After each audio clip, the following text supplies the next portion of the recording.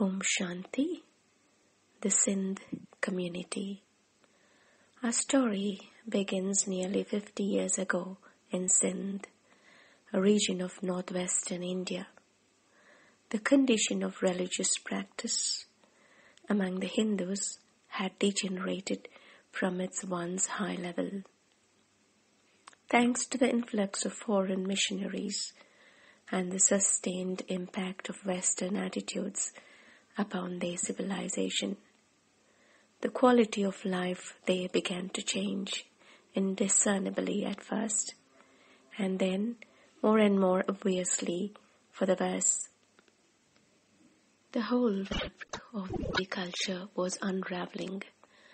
The food and drink, for instance, one of the once the purest sattvic type, fresh vegetarian meals prepared in the spirit of devotion and eaten in ritual remembrance of the deities, in large yet close-knit family gatherings, had gradually become impure, which is tamopradhan.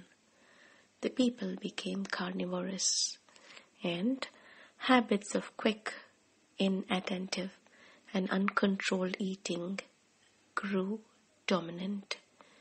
Refined nobility was replaced by thoughtless, animalistic behavior.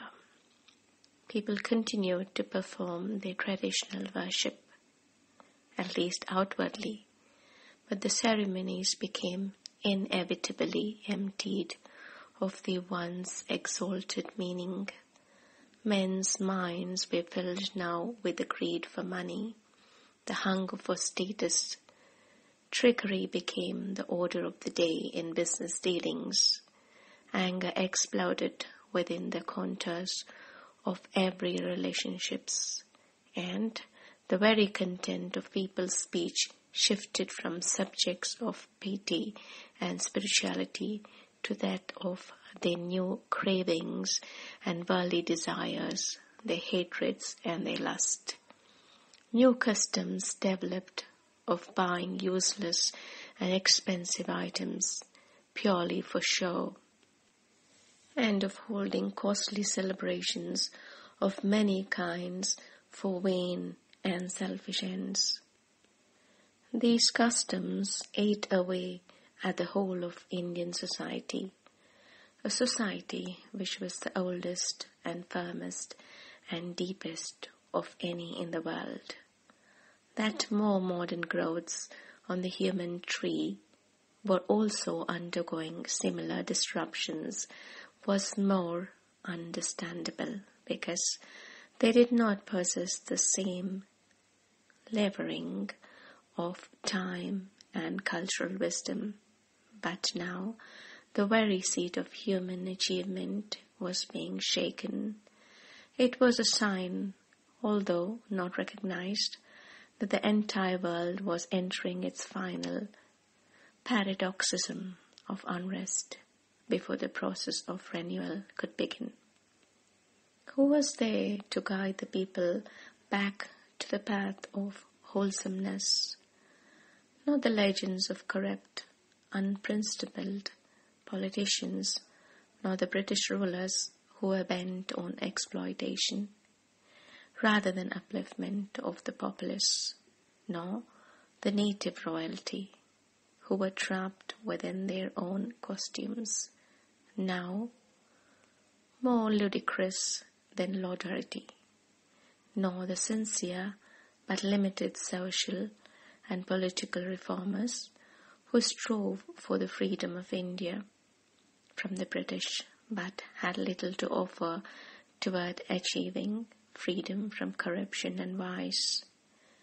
What about the religious leaders, the priests, pundits, and preachers were engaged in the collection of money by deceiving the people? They gave no knowledge which could bring peace of mind, good character, or pure life to the families who looked to them for counsel. Rather, they had become mere readers of scriptures, performing senseless ceremonial ministrations.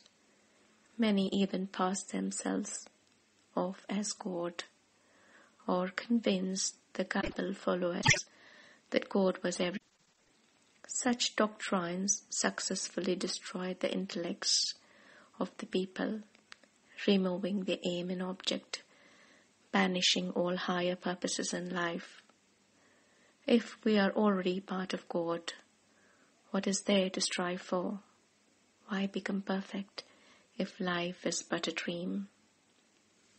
Such traits of thoughts were the natural result of the corruption of religion, and so the life of the people was derailed. Outwardly they prospered. The men of the Sindh community worked hard and grew rich, but peacefulness and order was missing from their lives. The long-held values of their fathers had been trampled under the merciless boots of a false progress. There was passion and suffering where there had once been calm. The quality of life became measured by externalities. The social environment became a hell of vice. The position of women was particularly degraded, especially after marriage.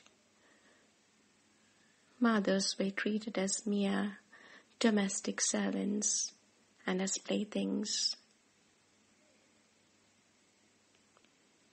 The wife's duty to consider that the husband was God. He was her guru. Divorce was out of the question, as was standing up openly against his base behavior and ideas.